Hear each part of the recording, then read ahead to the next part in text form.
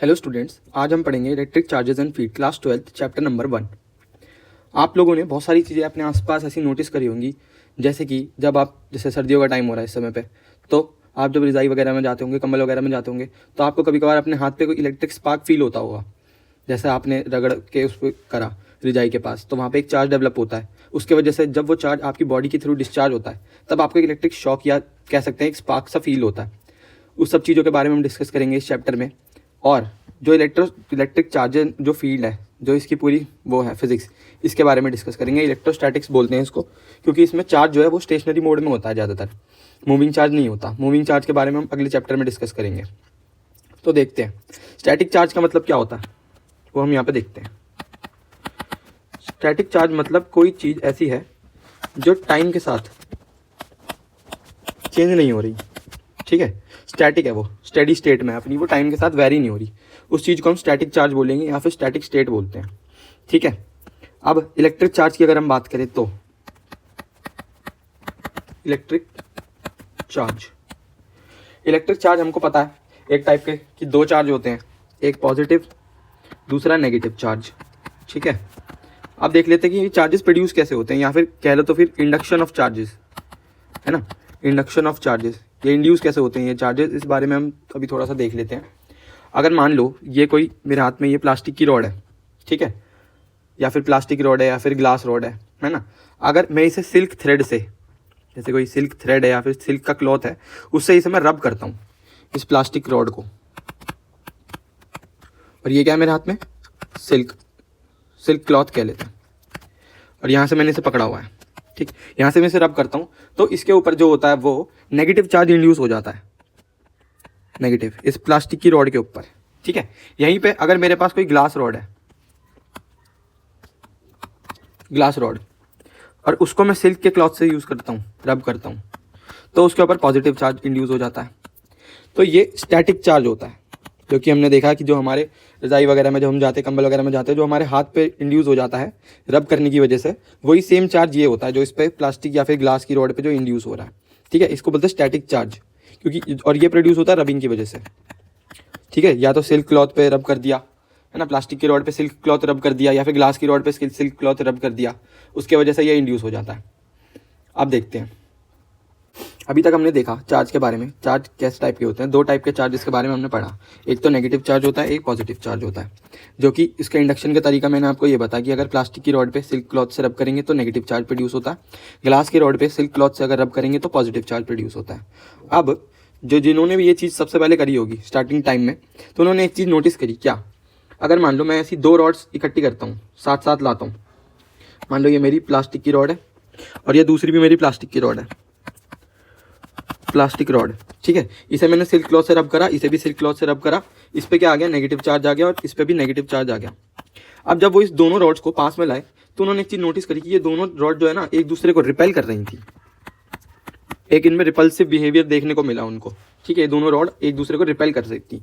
यहीं पे जब उन्होंने दो ग्लास की रॉड लाई पास में, ग्लास रॉड, ये भी ग्लास रॉड हमारी, सिल्क क्लॉथ से इसको भी रब करके लाया था, इसको भी रब करके लाया था, फिर यहाँ पे इस पे पॉजिटिव चार्ज इंड्यूस हुआ, इस पे भी पॉजिटिव चार्ज इंड्यूस हुआ, तब भी एक फिनोमेना इनको नोटिस हुआ कि ये दोनों रॉड भी आपस में क्या कर रही हैं, रिपेल कर रही हैं, ठीक है।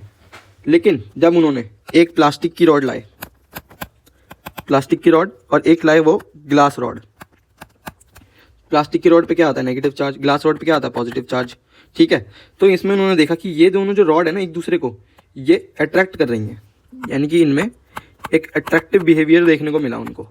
तो इस चीज़ से क्या पता चलता है, इस चीज़ से ये पता चलता है कि जो हमारे चार्ज होते हैं पॉजिटिव, नेगेटिव एंड जो पॉजिटिव चार्ज होते हैं, इसमें एक बिहेवियर होता है, क्या, कि like charges repel each other, और एक दूसरा कि unlike charges attract each other. Like charges तो एक दूसरे को रिपेल करते हैं, बट जो अनलाइक चार्जेस होते हैं जैसे कि नेगेटिव एंड पॉजिटिव, ये दोनों चार्ज हैं, तो ये एक दूसरे को अट्रैक्ट करेंगे, और नेगेटिव अपोज करेंगे और पॉजिटिव अपोज करेंगे एक दूसरे को। ये चीज़ यहाँ से इनको देखने से पता चल गई, ये जब इन्होंने एक्सपेरिमेंट करा था प्लास्टिक और ग्लास की रॉड से, यहाँ से इनको देखने में ये सब पता चला, ठीक है। अब आगे चल के देखते हैं हम कुछ प्रॉपर्टीज़ के बारे में। जैसे हमारे कुछ मटीरियल्स होते हैं, किस किस टाइप के मटीरियल्स होते हैं, जैसे कंडक्टर, एंड इंसुलेटर। दो टाइप के मटेरियल्स होते हैं, कंडक्टर्स एंड इंसुलेटर्स। कंडक्टर्स हम किसे कहते हैं, आपने 9th-10th क्लासेस में पढ़ा होगा। कंडक्टर क्या होते हैं, जो इलेक्ट्रिसिटी को पास करने देते हैं अपने अंदर से, ठीक है। वहीं पे इंसुलेटर क्या होता है, जो इलेक्ट्रिक करंट को क्या करता है, जाने नहीं देता, यानी कि अपोज करता है एक तरीके से। एक तरीका हमारे पास ये भी होता है इन दोनों पे जाने का, कि जो इंसुलेटर होता है वो काफ़ी ज़्यादा हाई रेजिस्टेंस प्रोवाइड करते हैं, ठीक है, काफ़ी ज़्यादा हाई रेजिस्टेंस प्रोवाइड करते हैं कंडक्टर्स के मुकाबले, ठीक। ये भी हमारे पास एक चीज़ होती है जिससे हम पता कर सकते हैं कोई कौन सा कंडक्टर है, कौन इंसुलेटर है। अब इसका हम देखेंगे कि ये हमारे इलेक्ट्रोस्टैटिक्स में ये क्या हेल्प करते हैं, ये दोनों चीज़, कंडक्टर और इंसुलेटर, इनसे हमें क्या मतलब है इलेक्ट्रोस्टैटिक्स के अंदर, ठीक है। अब जैसे हमने देखा कि अगर हम कोई भी चार्ज, जैसे कि नेगेटिव या पॉजिटिव चार्ज, जब हम किसी कंडक्टर पे, ठीक है, ट्रांसफ़र करते हैं, किसी कंडक्टर पे ट्रांसफ़र करते हैं, तो वो क्या होता है, वो जो चार्ज होता है, जैसे मान लो ये मेरे पास एक स्फीयर है, ठीक है, अगर मैंने इस पर नेगेटिव चार्ज अप्लाई कर दिया या फिर ट्रांसफ़र करा, तो ये जो नेगेटिव चार्ज होगा ये इसके पूरे सरफेस पे यूनिफॉर्मली डिस्ट्रीब्यूट हो जाता है, ये कंडक्टर के साथ होता है। या फिर अगर मान लो ये कोई कंडक्टिंग स्फीयर है, ठीक है, इस पर मैंने पॉजिटिव चार्ज दिया, तो ये भी क्या होगा, इसके सरफेस पे ये पूरा यूनिफॉर्मली डिस्ट्रीब्यूट हो जाएगा, ठीक। इंसुलेटर के केस में क्या होता है, इंसुलेटर, मान लो ये कोई मेरे पास इंसुलेटिंग स्फीयर है, नॉन कंडक्टिंग स्फीयर है या फिर इंसुलेटिंग स्फीयर कह दो, अगर मैं इसमें नेगेटिव चार्ज दूं, तो ये जो नेगेटिव चार्ज होगा जहाँ पे दे रहा हूँ मैं, जिस पॉइंट पे मैं ट्रांसफर कर रहा हूँ, ये यहीं पे ही रहेगा हमेशा के लिए, एक यूनिफॉर्मली डिस्ट्रीब्यूट नहीं हो पाएगा, ठीक है। इंसुलेटर की एक प्रॉपर्टी होती है, वहीं पे पॉजिटिव चार्ज दूंगा उसके साथ भी सेम यही फिनोमिना होगा, ठीक है। इस चीज़ से हमें क्या पता चलता है, ये जो प्रॉपर्टी है हमारी, ये जो फिनोमिना है, इस चीज़ से हमें क्या पता चलता है कि जब हम किसी नायलॉन या प्लास्टिक कॉम्ब से, ठीक है, अपने बाल काटते हैं या फिर कॉम्बिंग करते हैं ड्राई हेयर की, तो जो कॉम्ब पे होता है वो चार्ज एक्सपीरियंस होता है कॉम्ब पे, ठीक है। मान लो ये कोई कॉम्ब है प्लास्टिक का, ठीक है, जब मैं इसे अपने बालों में घुमाऊंगा ड्राई हेयर्स में, है ना, तो ये क्या होता है, जब हम मान लो कोई पेपर के क्लिप्स रखते हैं हम, शॉर्ट कटेड पेपर, ठीक है, और इस कॉम्ब को यहाँ पे लाते हैं, तो ये पेपर क्या करता है, अट्रैक्ट होने लग जाता है कॉम्ब की तरफ। इससे क्या पता चलता है, कॉम्ब के ऊपर एक चार्ज आ गया, ठीक है, इलेक्ट्रोस्टैटिक चार्ज आ गया कॉम्ब के ऊपर, है ना। तो वही एक प्लास्टिक का कॉम्ब, इसके ऊपर चार्ज आ गया, तो वो इसी पॉइंट पर रहेगा केवल। बट यहीं पे कोई मेटल आर्टिकल होता मेरे पास, ठीक है, तो वो उस पर यूनिफॉर्मली डिस्ट्रीब्यूट हो जाता मेटल आर्टिकल के ऊपर या स्पून के ऊपर। मान लो अगर मैंने अपने बालों में से स्पून गुजारा, ठीक है, तो उसके ऊपर क्या होगा, यूनिफॉर्मली डिस्ट्रीब्यूट हो जाएगा, है ना। बट जैसे ही मैं उसे अपने हाथ से पकड़ूंगा, तो हमारी बॉडी क्या होती है, ह्यूमन बॉडी वाटर से बनी हुई है 75% प्लस सॉल्ट जो हम खाते हैं, तो ये क्या बनाती है, कंडक्टिंग बॉडी बना देती है, यानी कि जो हमारी बॉडी होती है काफ़ी ज़्यादा कंडक्टिंग होती है। तो जब मैं इसे हाथ से पकड़ूंगा इस मेटल की चम्मच को, तो क्या होगा, इस पर जो चार्ज ट्रांसफर होगा वो मेरी बॉडी के थ्रू ग्राउंड में ट्रांसफर हो जाएगा, यानी कि इस पर तो कोई चार्ज डेवलप हुआ नहीं, ये जो स्पून है, ठीक है, इस पर तो कोई मेन चार्ज डेवलप हुआ नहीं ना, वो तो मेरी बॉडी के थ्रू ग्राउंड में चला गया। और एक चीज़ और ध्यान रखने वाली बात है कि जो हमारी अर्थ होती है ये न्यूट्रल होती है, ठीक है, कोई भी चार्ज इसको दो, पॉजिटिव या नेगेटिव, ये सबको एब्जॉर्ब कर लेती है अपने अंदर, ठीक है। इसलिए हम इसे ग्राउंड भी बोलते हैं। ग्राउंड माने कि जैसे मान लो ये मेरे पास कोई स्फीयर है, इसमें मैं पॉजिटिव चार्ज दूँ और मैं इसे ग्राउंड से कनेक्ट कर दूँ, ठीक है, तो ये जो भी चार्ज होगा ये इसके थ्रू अर्थ में चला जाएगा, यानी कि जो भी एक्स्ट्रा चार्ज होगा इस स्फीयर पे ये अर्थ में चला जाएगा। इसी फिनोमिना को हम अर्थिंग भी बोलते हैं। काफ़ी ज़्यादा जैसे आपने देखे होंगे इलेक्ट्रिसिटी मीटर्स वगैरह होते हैं, उसमें एक वायर नीचे लगाते हैं ज़मीन खोद के अर्थ में, यानी कि ग्राउंड में। वो इसीलिए लगाते हैं कि अगर मान लो कहीं पे बाई चांस वहाँ पे एक्स्ट्रा चार्ज डेवलप हो जाए, तो वो जो एक्स्ट्रा चार्ज होगा उस बॉडी पे वो ग्राउंड में चला जाएगा, वो हमारे को करंट नहीं प्रोवाइड करेगा। अगर मान लो हमने वो चीज़ पकड़ ली लोहे की या फिर कोई भी कंडक्टिंग चीज़ पकड़ ली, तो अब हमें करंट नहीं लगेगा, उसके कम चांसेस है। सेम हमारे पास जो हमारे इलेक्ट्रिकल अप्लायंसेज होते हैं घरों में, उनके जो सॉकेट होते हैं, जैसे मान लो ये एक बोर्ड है, ये 3 सॉकेट होते हैं ना उसके, तो एक होता है लाइव वायर का, एक होता है हमारा ब्लैक का, यानी इसे वो भी बोलते हैं, ज़ीरो भी बोलते हैं, ठीक है, इसे फेज भी बोलते हैं लाइव वायर जो होती है, और एक होता है हमारा ग्राउंड का कनेक्शन, या फिर इसे न्यूट्रल भी बोल देते हैं, ठीक है, इसे ग्रीन से रिप्रेजेंट करते हैं। तो ये जो पार्ट होता है ना, ये हमारा कोई जैसे करंट वगैरह कुछ भी प्रोवाइड नहीं करता। बट अगर हमारे फ्रिज में या फिर कोई भी हमारा इलेक्ट्रिकल अप्लायंस है, उसके सरफेस पे कोई एक्स्ट्रा चार्ज प्रोड्यूस हो गया, तो ये क्या करेगा, ये पॉइंट ये उसे ले जाके ग्राउंड में ट्रांसफर कर देगा, जिससे हमारे को कोई फ्रिज छूने पे करंट ना लगे, ठीक है। अभी तक हमने पढ़ा कंडक्टिंग इंसुलेटिंग मटेरियल्स के बारे में, चार्ज के बारे में। चार्ज क्या होता है, 2 टाइप के चार्ज होते हैं, पॉजिटिव नेगेटिव, ठीक है। अभी तक इन सब चीज़ों के बारे में हमने पढ़ा, बेसिक चीज़ पढ़ी। आप लोगों ने एक 9-10 अपनी छोटी क्लासेस में एक वो करा होगा एक्सपेरिमेंट कि जैसे एक ये बॉटल लेते हैं कांच की, ठीक है, यहाँ पे इसे एक मेटल की रॉड गुजारते हैं, ठीक है, मेटल रॉड, मेटल नॉब, यहाँ पे 2 एल्यूमिनियम फॉइल लगाते हैं, ठीक है, ऐसे करके और एक ऐसे करके, 2 एल्यूमिनियम फॉइल, या फिर एक ऐसे करके भी बना सकते हैं। जैसे मेटल रॉड है, यहाँ पे एक एल्यूमिनियम फॉइल ऐसी लगी हुई है, एक एल्यूमिनियम फॉइल ऐसी लगी हुई है, दोनों लगी हुई हैं। अब अगर मान लो मेरे पास एक प्लास्टिक की रॉड है, प्लास्टिक रॉड, इसे मैं सिल्क क्लॉथ से रब करके इससे पॉजिटिव चार्ज डेवलप हो जाएगा, ठीक है, नहीं सॉरी पॉजिटिव चार्ज नहीं होगा, नेगेटिव चार्ज डेवलप होगा इस पर। तो उसके बाद अगर मैं इस प्लास्टिक की रॉड को इस मेटल के सरफेस पे टच करा दूं, जैसे यहाँ पे मैं ये प्लास्टिक की रॉड मैंने टच करा दी ऐसे करके इस पे, तो क्या होगा, ये मेटल है, मेटल से चार्ज हमें पता ट्रांसफर होता है, तो चार्ज ट्रांसफर हो के चार्ज किस में आ जाएगा, इसमें आ जाएगा, ये जो 2 एल्यूमिनियम फॉइल लगी हुई है ना, या फिर गोल्ड लीफ भी बोल सकते हैं इनको, क्योंकि इस जो पूरा सेटअप होता है इसका नाम होता है गोल्ड लीफ इलेक्ट्रोस्कोप, ठीक है। बट लेकिन बचपन में हम नॉर्मली इसमें एल्यूमिनियम फॉइल ही लगाते थे। तो क्या होगा, ये हमारे पास नेगेटिव चार्ज है, तो इन दोनों जो ये हमारी दोनों फॉइल्स हैं, ये दोनों फॉइल्स, इन पे क्या होगा, नेगेटिव चार्ज आ जाएगा दोनों पे। तो उसके बाद इसकी कंडीशन कुछ ऐसी हो जाएगी, यानी कि इस पे भी नेगेटिव, इस पे भी नेगेटिव, तो ये एक दूसरे को रिपेल करने लग जाएंगी। इस चीज़ से भी हम देख सकते हैं कि जो लाइक चार्जेस होते हैं वो एक दूसरे को रिपेल करते हैं, और जो अनलाइक चार्जेस होते हैं वो एक दूसरे को अट्रैक्ट करते हैं, ठीक है। आगे देखते हैं अब इलेक्ट्रोस्टैटिक्स में हमारे पास और क्या क्या चीज़ें हैं। चार्ज, यानी जो भी हमारे पास चार्ज होता है उसकी कुछ प्रॉपर्टीज़ होती हैं।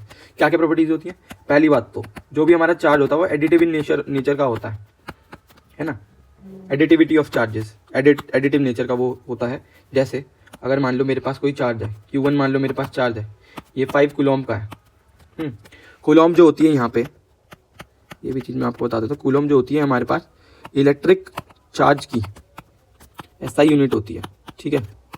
एक साइंटिस्ट के नाम पे है, काफ़ी फेमस साइंटिस्ट है, इलेक्ट्रिक चार्ज की SI यूनिट होती है कूलॉम, ठीक है। Q1 जो होता है, अगर मान लो Q1 5 कूलॉम है, Q2 एक चार्ज है, ठीक है, कितना, -2 कूलॉम का। लेकिन अगर ये दोनों चार्ज किसी सरफेस पे हैं, ठीक है, मान लो ये कोई वो है स्फेयर, इस पे 5 कूलॉम भी है, -2 कूलॉम भी है, तो इस स्फेयर पे नेट चार्ज जो होगा वो क्या होगा, नेट चार्ज वो होगा Q1 + Q2, ठीक है, Q1 + Q2। तो Q1 क्या है मेरे पास 5 कूलॉम, Q2 क्या है मेरे पास -2 कूलॉम, तो इसमें नेट चार्ज होगा 3 कूलॉम, जो ये मेरी सरफेस है। यानी कि जो हमारे चार्ज होते हैं वो एडिशन या फिर सब्ट्रैक्शन, एडिशन की प्रॉपर्टी शो करते हैं। सब्ट्रैक्शन इसलिए मैं बोल रहा हूँ क्योंकि अगर नेगेटिव चार्ज होगा तो उसके साथ हम नेगेटिव साइन जरूर लगाएंगे, ठीक है। तो ये होता है, लेकिन और यूनिट इसकी सेम रहती है, कूलॉम यूनिट होती है चार्ज की, ठीक है। अब देखते हैं चार्ज इज कंजर्व्ड, यानी कि जो हमारे इलेक्ट्रिक चार्ज होता है, तो इसको मैं ऐसे लिख देता हूँ, कंजर्वेशन ऑफ चार्ज, ठीक है, कंजर्वेशन ऑफ चार्ज। इस चीज से हमें क्या समझ में आता है,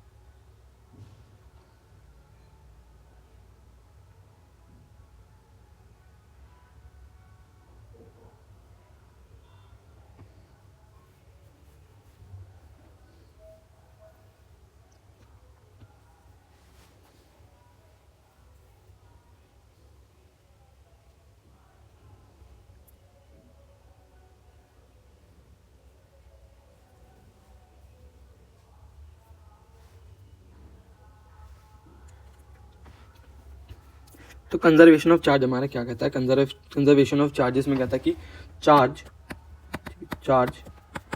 can neither be created nor be destroyed, यानी कि जो हमारा चार्ज होता है वो कभी ना तो हम बना सकते हैं और ना ही कभी हम उसे डिस्ट्रॉय कर सकते हैं, यानी खत्म कर सकते हैं, यानी कि वो खत्म हो सकता है।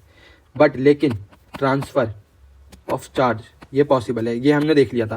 ये जो हमने प्लास्टिक रॉड बनाई थी, इसको जो सिल्क क्लॉथ से रब करा था तो इसमें नेगेटिव चार्ज आ गया था, ठीक है। वहीं पे ये नेगेटिव चार्ज क्यों आया इस रॉड पे, क्योंकि सिल्क क्लॉथ की वजह से जब हमने इसे रब करा तो एक इलेक्ट्रोस्टैटिक इस पर चार्ज इंड्यूस हो गया, यानी सिल्क क्लॉथ की वजह से जो चार्ज था वो प्लास्टिक की रॉड में चला गया। अब वहीं पे अगर हम इसे इस स्फीयर पे ट्रांसफ़र करते हैं यहाँ से टच करके, तो ये क्या होगा, यूनिफॉर्मली डिस्ट्रीब्यूट हो जाएगा, नेगेटिव चार्ज, है ना। तो ये होता है, इससे चार्ज को कभी क्रिएट नहीं कर सकते, ना कभी हम उसे डिस्ट्रॉय कर सकते। चार्ज जो होता है हमेशा कंजर्व रहेगा किसी भी बॉडी में।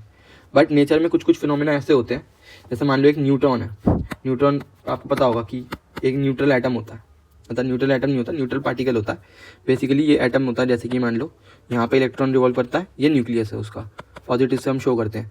तो इस न्यूक्लियस के अंदर ही दो पार्टिकल्स होते हैं, प्रोटॉन और न्यूट्रॉन। प्रोटॉन पे पॉजिटिव चार्ज होता है, न्यूट्रल पे कोई चार्ज नहीं होता, जीरो होता है, ठीक है, चार्ज नहीं होता। तो न्यूट्रॉन जब ब्रेक होता है, या एक ऐसा फिनोमेना होता है, न्यूट्रॉन जब ब्रेक होता है तो वो दो पार्टिकल में ब्रेक होता है, प्रोटॉन एंड इलेक्ट्रॉन में। इस वजह से दोनों पे जो चार्ज होता है वो हमें एक पे पॉजिटिव और एक पे नेगेटिव मिलता है, क्योंकि यहाँ पे जीरो चार्ज था, यहाँ हमें दो चार्ज मिले, पॉजिटिव और नेगेटिव। और जब इन्हें प्लस कर दूंगा तो ये भी जीरो होगा, यानी कि पहले का चार्ज भी इक्वल है, कंजर्व्ड है, और जो फाइनल चार्ज है वो भी कंजर्व्ड है। इस चीज़ से भी हमें ये पता चल जाता है कि charge can neither be created nor be destroyed, ठीक है। अब अभी तक हमने ये सब देखा कि चार्ज को हम ऐड भी कर सकते हैं, और एक तरीके से चार्ज क्या होता है, कंजर्व्ड होता है, can neither be destroyed, can neither be created, ठीक है। अब एक फंडामेंटल प्रॉपर्टी देखते हैं चार्ज की, वो क्या होती है, quantization of charge. Quantization of charge, इससे हमें क्या मिलता है, क्वांटाइजेशन ऑफ चार्ज से हमें क्या मिलता है। जैसे मान लो ये कोई पार्टिकल है मेरे पास, क्यू चार्ज है, ठीक है। अब मान लो इस पर कोई भी एक, मैं इस पर चार्ज प्रोवाइड करता हूँ इसी प्लास्टिक की रॉड से, ठीक है, चार्ज प्रोवाइड करता हूँ। स्फीयर बनाया मैंने, ये प्लास्टिक की रॉड, मान लो इस पर नेगेटिव चार्ज मैं प्रोवाइड कर रहा हूँ इस स्फीयर पे। तो जो चार्ज होगा वो इस पे आके यूनिफॉर्मली डिस्ट्रीब्यूट हो जाएगा, अगर ये कंडक्टिंग स्फीयर है तो, ठीक है। यहाँ पे ये यूनिफॉर्मली डिस्ट्रीब्यूट हो गया इस पे, तो इस पे कितना चार्ज डिस्ट्रीब्यूट हो सकता है, यानी कितना चार्ज डिस्ट्रीब्यूट हो सकता है इस स्फीयर पे, वही हमारा होता है क्वांटाइजेशन ऑफ चार्ज। मतलब चार्ज किसी चीज़ का इंटीग्रल मल्टीपल हो, इंटीग्रल मल्टीपल, यानी कि हम नंबर्स के फॉर्म में उसे एक तरीके से फॉर्म कर पाए, ठीक है। तो ये होता है Q is equals to N into e. ये हमारा यहाँ पे एक रिलेशन होता है कि नेट चार्ज किसी भी बॉडी पे हम ऐसे लिख सकते हैं N इंटू ई, जिसमें कि E जो होता है हमारा, ये होता है चार्ज ऑफ इलेक्ट्रॉन, यानी कि एक इलेक्ट्रॉन पे कितना चार्ज होता है, 1.6 इंटू 10⁻⁻19 कूलम, ये हमारा एक इलेक्ट्रॉन पे चार्ज होता है। एक प्रॉपर्टी ये होती है कि चार्जेस एक तरीके से हैं क्या, है ना। अगर हम डीप इसमें देखें तो जो हमारी प्लास्टिक की रॉड है, तो हम इस पर चार्ज क्या है, चार्ज कोई पार्टिकल नहीं है, पॉजिटिव और नेगेटिव चार्ज कोई पार्टिकल नहीं है। पार्टिकल क्या है, पार्टिकल है इलेक्ट्रॉन। तो मेन चीज़ क्या होती है, जब हम इसे रब करते हैं तो इस पर काफ़ी ज़्यादा इलेक्ट्रॉन्स इस रॉड के ही ट्रांसफ़र हो जाते हैं, सिल्क क्लॉथ के इलेक्ट्रॉन रॉड के ऊपर ट्रांसफ़र हो जाते हैं। इस वजह से इस पर रॉड पे नेगेटिव चार्ज आ जाता है, क्योंकि हम सबको पता है कि इलेक्ट्रॉन का चार्ज होता है वो नेगेटिव होता है, प्रोटॉन का जो चार्ज होता है वो पॉजिटिव होता है। इस वजह से पूरा जो एटम होता है हमारा वो होता है न्यूट्रल, क्योंकि बीच में पॉजिटिव, यहाँ पे नेगेटिव, तो एटम न्यूट्रल होता है हमारा। सेम इसी वजह से, क्योंकि प्रोटॉन पे पॉजिटिव, इस पे नेगेटिव, सेम चार्ज होता है दोनों पे। प्रोटॉन का अगर मैं चार्ज की बात करूँ, प्रोटॉन पे चार्ज कितना होगा, 1.6 इंटू 10⁻⁻19 कूलम, ये पॉजिटिव होगा, और वहीं इलेक्ट्रॉन पे -1.6 वाला चार्ज होगा, ठीक है। अब देखते हैं, ये जब इलेक्ट्रॉन इस पाई रॉड पे यही ट्रांसफर होके हमारे स्फीयर पे चले गए, तो हम ऐसे क्या दिखा सकते हैं, क्वांटाइजेशन ऑफ चार्ज से हम क्या समझते हैं कि जो हमारा चार्ज प्रोड्यूस हो रहा है किसी भी चीज़ पे, या फिर अगर हम चार्ज की बात करें किसी भी चीज़ में, नेट चार्ज जो है उसे हम as a integral multiple of electron के चार्ज के इक्वालिटी में दिखा सकते हैं। यानी कि ये जो n की वैल्यू होगी है हमारी 1, 2, 3, ये कुछ भी हो सकती है। यानी किसी चीज़ पर अगर हमें चार्ज दिखाना है तो वो क्या हो सकता है, या तो E हो सकता है चार्ज, या तो Q इंटू 2E हो सकता है, या तो Q इंटू 3E हो सकता है, या तो Q इंटू क्या हो सकता है 4E हो सकता है। इस टाइप में हमारे पास चार्ज हो सकता है किसी बॉडी पे। इसी चीज़ को क्वांटाइजेशन ऑफ चार्ज बोला गया, ठीक है, फिजिक्स के अंदर। अब एक चीज़ और डिस्कस करते हैं कि मान लो अगर एक ये मान लो कोई स्फीयर है, कंडक्टिंग स्फीयर है, ठीक है, कोई भी बॉडी है, इस पे N1 नंबर ऑफ तो क्या है, प्रोटॉन है, और N2 नंबर ऑफ इलेक्ट्रॉन है। प्रोटॉन कितने हैं, N1, इलेक्ट्रॉन कितने, N2। तो अगर हमें इस बॉडी पे पूरा नेट चार्ज, ठीक है, नेट चार्ज फाइंड करने को बोला जाए तो हम इस फॉर्मूले का यूज़ कैसे करेंगे, ये जो क्वांटाइजेशन ऑफ चार्ज का फॉर्मूला था Q is equals to N into e, इस फॉर्मूला का यूज़ कैसे करेंगे देखते हैं। तो Q इज इक्वल्स टू, अब प्रोटॉन की वजह से चार्ज क्या होगा, वो होगा N1 इंटू ई। ई क्या है, इलेक्ट्रॉन का चार्ज, लेकिन पॉजिटिव में, और जो ये इलेक्ट्रॉन है इस बॉडी पे N2 इलेक्ट्रॉन है, तो इसके वजह से क्या चार्ज होगा, वेट इसके वजह से प्रोटॉन का चार्ज ये लिख दिया, इलेक्ट्रॉन का चार्ज क्यू ई लिख देता हूँ, इसे लिख देता हूँ क्यू पी। तो जगह N2 इंटू माइनस ई, इलेक्ट्रॉन पे नेगेटिव चार्ज होता है। अब हमें चार्ज की एक प्रॉपर्टी पता है कि चार्ज जो होता है वो हमारा एडिटिव इन नेचर होता है ना, एडिशन हो सकता है चार्ज का, पॉसिबल है। तो नेट चार्ज क्या होगा, Q P plus Q E.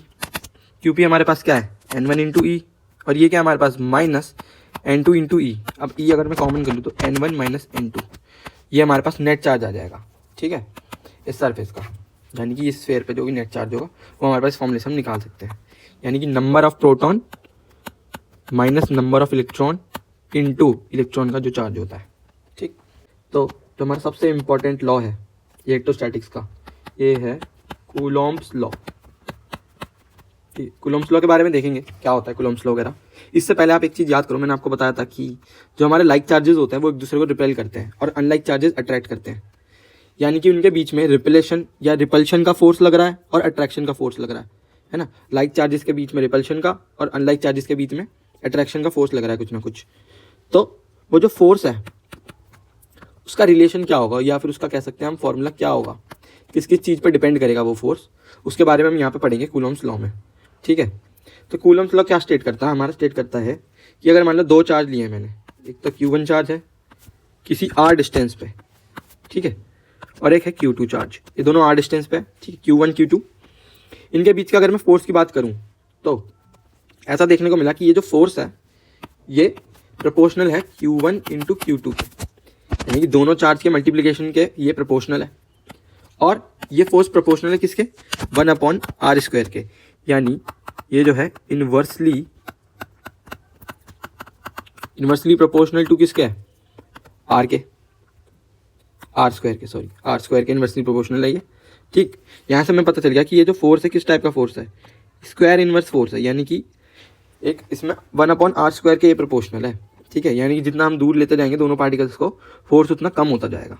अब इन दोनों चीज़ों को मैं क्लब करके लिखूँ तो कैसे लिख सकता हूँ, F proportional to Q1 Q2 upon r², ठीक है। यहाँ तक कितना लिख सकता हूँ, Q1 Q2 अपॉन r²। अब मैथमेटिक्स में हमें पता है कि जब ये प्रोपोर्शनलिटी के साइन हम हटाते हैं तो एक हमें कांस्टेंट लगाना ही लगाना पड़ता है, तो F इज इक्वल्स टू एक कांस्टेंट लगाऊंगा K Q1 Q2 अपॉन में r²। जो ये हमारा रिलेशन निकल के आता है, इसी रिलेशन को हम बोलते हैं कूलॉम्ब्स लॉ। ये एक नॉर्मल फॉर्म में है ये, ठीक है, स्केलर के टर्म्स में, बट इसी का ही हम वेक्टर फॉर्म में भी अभी डिराइव करेंगे, वेक्टर फॉर्म में कूलॉम्ब्स लॉ को कैसे लिखते हैं, ठीक है, इसके बाद में। अभी ये समझ लेते हैं पहले। तो इसमें क्या रिलेशन हम देखेंगे, जो साइंटिस्ट ने इसके बारे में रिसर्च करी है ना, तो एक्सपेरिमेंट वगैरह हुए बहुत सारे, तो उससे कि जो हमारा K होता है, ये जो प्रोपोर्शनलिटी कांस्टेंट होता है, ये 1/4πε0 के बराबर होता है, जिसमें कि ε0 जो होती है ये हमारी होती है परमिटिविटी ऑफ फ्री स्पेस, ठीक, यानी कि जो हमारा ε0 होता है ये कांस्टेंट ही होता है ना, ये परमिटिविटी ऑफ फ्री स्पेस यानी कि वैक्यूम, ठीक है। मान लो ये दो चार्ज मेरे पास वैक्यूम में ही रखे हुए थे फ्री स्पेस में, ठीक है, R, तब ये परमिटिविटी क्या होती है, ये एक वैक्यूम की या फिर फ्री स्पेस की कह लो ही प्रॉपर्टी होती है, ठीक है, फ्री स्पेस की प्रॉपर्टी होती है। तो जो ये कांस्टेंट होता है हमें ये देखने को मिला 1/4πε0। अब जब इसकी वैल्यू निकालेंगे तो इसकी वैल्यू आएगी क्या, 1/4πε0 किसके बराबर होता है हमारा, 9 × 10⁹ के समथिंग ये बराबर होता है। तो हमें एक तो ये रिलेशन हमें याद करके रखना है कि हमारा K इज इक्वल्स टू होगा वो 9 × 10⁹ के बराबर होता है। अब हम देखते हैं कि एक्चुअली में ये जो कूलॉम्ब्स लॉ है इसका सिग्निफिकेंस क्या है। तो ये पूरा ऐसे लिखूंगा तो K is equals to ε0 Q1 Q2 upon में r²। ये हमारे पास कूलॉम्ब्स लॉ का फॉर्मूला है पूरा, ठीक है। इसका फिजिकल सिग्निफिकेंस क्या है ये देखते हैं।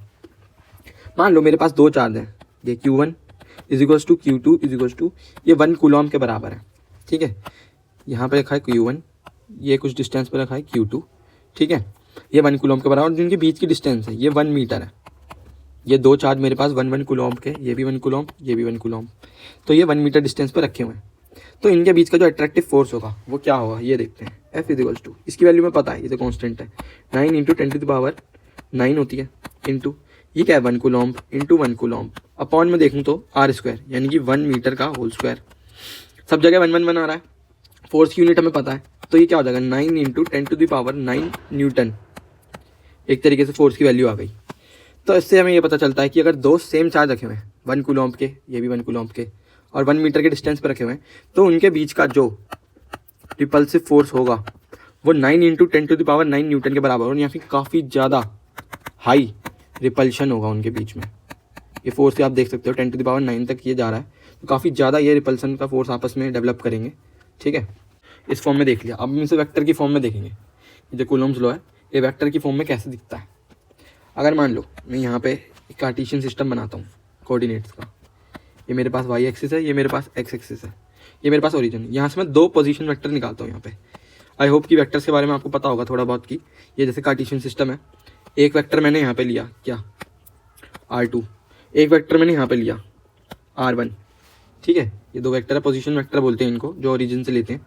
ठीक है, तो इस पॉइंट पे मान लो मेरे पास चार्ज रखा हुआ है q1, इस पॉइंट पे मेरे पास चार्ज रखा हुआ है q2। इनके बीच का अगर मैं डिस्टेंस निकालूंगा यहाँ से वेक्टर लॉ से, अगर ये डिस्टेंस निकालूँ तो ये r = क्या आएगा, ये आएगा r = r2 - r1। इनके बीच का जो डिस्टेंस होगा ये r = r2 - r1 आएगा। अब इसे मैं नॉर्मल बना लेता हूँ, यहाँ पे सिंपल डायग्राम से बना लेता हूँ इसका, q1 q2, ये हो जाएगा r = r2 - r1। ठीक है, ये सिंपली मेरे पास ये हैं 2 वेक्टर है r2 और r1। ठीक है, अब मुझे ये देखना है कि इस पर फोर्स कैसे लग रहा होगा। फोर्स अभी मैंने देखा जो सेम चार्ज देंगे, दोनों सेम चार्जेस हैं, तो इस चार्ज पे कितना फोर्स लग रहा होगा इस चार्ज की वजह से, यानी कि q2 के वजह से q1 पे जो फोर्स लगेगा उसे मैं बोलूँगा F12, वेक्टर में रिप्रेजेंट करूँगा F12, यानी कि 1 पे लगने वाला फोर्स 2 की वजह से। ठीक है, तो वो इस डायरेक्शन में लगेगा कुछ, क्योंकि रिपल्शन का फोर्स है, तो q2 क्या करेगा, अपने से दूर भेजेगा q1 को, तो यहाँ पे फोर्स लगेगा F12 वेक्टर की फॉर्म पे। सेम फोर्स q2 पे कैसे लगेगा, q1 की वजह से, ये भी इस डायरेक्शन में बनेगा, लेंथ की डायरेक्शन में, तो ये होगा F21, इस डायरेक्शन में ये होगा F21। ठीक है, अब मैं देखता हूँ, ठीक है, इस फिगर से लेके तो क्या होगा, इसको मैं कैसे रिप्रेजेंट कर सकता हूँ, ये जो मेरे पास वेक्टर है इसे मैं कैसे रिप्रेजेंट कर सकता हूँ। जो ये r है इसे मैं लिख दूंगा r21 बराबर r2 - r1। ठीक है, r2 - r1 ले लिया। वहीं पे अगर मैं r12 लूँ तो ये क्या होगा मेरे पास, ये होगा मेरे पास r1 - r2, या फिर इसे मैं क्या बोल सकता हूँ -r21। ठीक है, ये भी तो बोल सकता हूँ इसको -r21, क्योंकि जब मैं इसे सॉल्व करूँगा तो ये -r2 - r1 आ जाएगा यहाँ पे, और ये तो मेरे पास था ही r21, तो मैंने इसे लिख दिया -r21।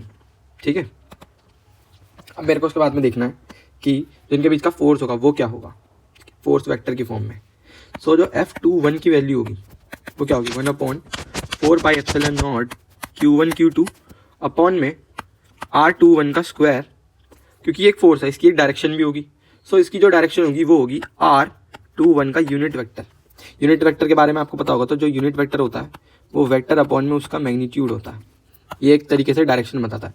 मान लो अगर तुम्हारा वेक्टर इस डायरेक्शन में, आर वेक्टर इस डायरेक्शन में, तो एक जो यूनिट वेक्टर होगा आर कैप वो भी आपका इसी डायरेक्शन में होता है, जो कि इसके मैग्नीट्यूड से निकलता है डिवाइड करके, यानी आर कैप की जो वैल्यू होती है वो ऊपर यहाँ पे लिखी हुई है, वो मैग्नीट्यूड डिवाइड करके निकलती है।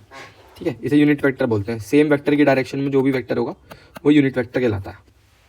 ठीक है, तो ये इसका एक यूनिट वेक्टर होगा जो कि r21 की डायरेक्शन में ही होगा। ठीक है, आर कैप लगा देते हैं इस पर, आर कैप 21। अब मेरे पास जो आर कैप 21 की वैल्यू होगी वो क्या होगी, r21 वेक्टर अपॉन में मैग्नीट्यूड ऑफ r21, इस फॉर्म में इसको लिख सकता हूँ। ठीक है, अब इसे मैं इसमें पुट कर देता हूँ आर कैप की वैल्यू। सो ये क्या होगा, F21 = 1/4πε0 q1 q2 अपॉन में r21 का होल स्क्वायर, और इसकी वैल्यू मैंने पुट कर दी वेक्टर 21 अपॉन r21। ठीक है, तो देखो जब इसमें पुट करूँगा तो क्या आएगा, F21 = 1/4πε0 q1 q2 upon r21, ये भी r21 है तो ये होल क्यूब बन जाएगा, स्क्वायर है, ये r स्क्वायर था, ये r1 था, तो ये r क्यूब हो गया। ठीक है, ये r वेक्टर मेरा है 21। ऐसे ही जो F12 होगा, जैसे F21 तो मेरे पास ये है। ठीक है, F21 यहाँ पे मैंने ये लिया, F21 मैंने ये लिया, जो F21 होगा वो कैसा निकलेगा, सेम तरीके से तो डायरेक्ट लिख रहा हूँ उसको। F21 जो होगा वो होगा 1/4πε0 q1 q2 अपॉन में r12 का होल क्यूब अपॉन में r12। वेक्टर हो जाएगा ऊपर, ठीक है। अब हमें ये पता है कि जो मैग्नीट्यूड है वो इनका बराबर है, R21 का मैग्नीट्यूड बराबर है R12 का मैग्नीट्यूड बराबर है। बस इनकी जो डिस्टेंस, जो इनकी डायरेक्शन है वो अपोजिट है, यानी कि R21 is equals to minus R12 है, जो भी वेक्टर है। तो इसको मैं कैसे लिख सकता हूँ, जो ये मेरे पास है, तो F12 को मैं कैसे लिख सकता हूँ, 1/4 pi epsilon not Q1 Q2 upon में R12 का होल क्यूब। R21 को क्या लिख सकता हूँ मैं, माइनस R12 लिख सकता हूँ सेम तरीके से। तो R12 इज इक्वल्स टू, ये क्या हो जाएगा, R21 लिखना था यहाँ पे, ठीक है, ये R21 है, तो ये हो जाएगा 1/4 pi epsilon not Q1 Q2। R12 मेरे पास R21 के बराबर है, तो इसे ऐसे लिख सकता हूँ, और इसे लिख दूंगा माइनस R21। सो जो मेरा ये फोर्स होगा, ये पूरा क्वांटिटी, ये किसके बराबर है, ये है मेरी इसके बराबर। तो मैं यहाँ पे क्या लिख सकता हूँ, F12 is equals to, minus लगा देता हूँ यहाँ पे, 1/4 pi epsilon not Q1 Q2 upon R21 का होल क्यूब, ठीक है, और ये क्या है R21 वेक्टर। तो ये क्या होगा, F12 is equals to minus F21, यानी कि इससे हमें क्या पता चल गया, ये जो दोनों फोर्सेज हैं, यानी कि 1 पे लगने वाला फोर्स 2 की वजह से और 2 पे लगने वाला फोर्स 1 की वजह से, ये आपस में इक्वल होंगे and will be in the opposite direction. ये दोनों फोर्स आपस में अपोजिट होंगे। तो इससे क्या पता चल गया, जो हमारा कूलॉम्स लॉ है, जो हमारे पास कूलॉम्स लॉ है, ये न्यूटन्स थर्ड लॉ को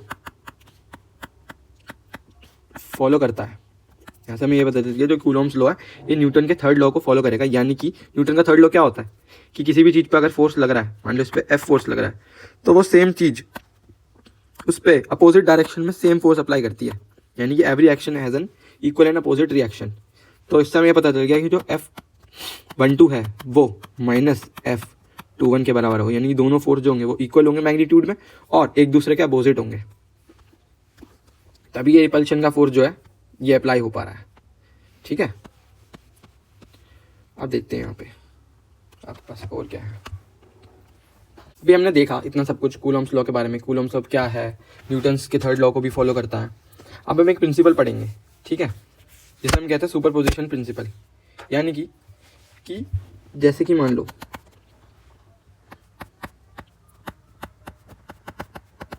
सुपरपोजिशन प्रिंसिपल,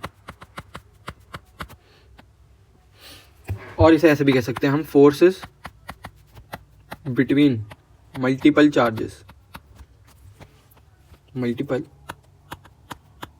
यानी कि अगर मान लो कोई सिस्टम ऑफ, तुमको मैंने चार्जेस दे दिया, सिस्टम ऑफ चार्जेस, ठीक है, तो उसका नेट फोर्स क्या होगा किसी भी एक चार्ज पे। अगर जैसे मान लो ये एक चार्ज रखा हुआ है Q2, है ना, ये एक पैरेललोग्राम या फिर ट्रेपीजियम टाइप कह लो तुम, एक स्ट्रक्चर है, ऐसे करके और ऐसे, ठीक है, ये ओरिजिन मान लो इसको, या फिर O मान लो, ओरिजिन मान लो। वैसे तो यहाँ पे तुम्हारे पास रखा हुआ है ये Q3 चार्ज और यहाँ पे रखा हुआ है क्या, Q1 चार्ज। तो नेट फोर्स ऑन Q1 तुम्हें निकालना है।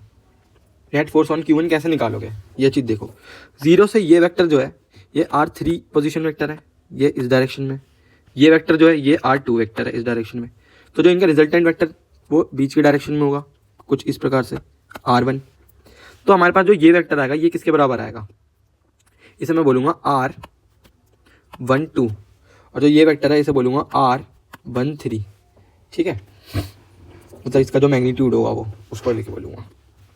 अब एक चीज़ सुनना ध्यान से, यहाँ पे एक चार्ज रखा हुआ है Q2, यहाँ पे एक चार्ज रखा हुआ है, यहाँ पे एक चार्ज रखा हुआ है Q2, यहाँ पे एक चार्ज रखा हुआ है Q3। हमें नेट फोर्स किस पे निकालना है, Q1 पे निकालना है।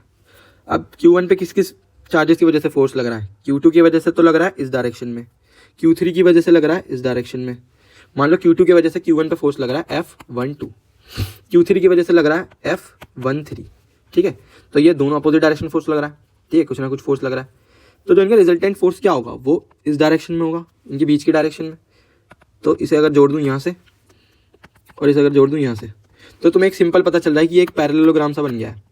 और तुम्हें एक वो चीज़ भी पता होगी कि पैरेललोग्राम लॉ ऑफ एडिशन, मतलब पैरेललोग्राम ऑफ लॉ जो भी है वेक्टर एडिशन का, वो कैसे वर्क करता है ना। यानी कि इन वेक्टर्स के बीच में जो एंगल है, रिजल्टेंट वेक्टर का फॉर्मूला क्या होता है रिजल्टेंट मैग्नीट्यूड का, वो होता है a square plus b square plus 2ab cos theta. और जो ये थीटा होता है ये इन दोनों वेक्टर्स के बीच का एंगल होता है।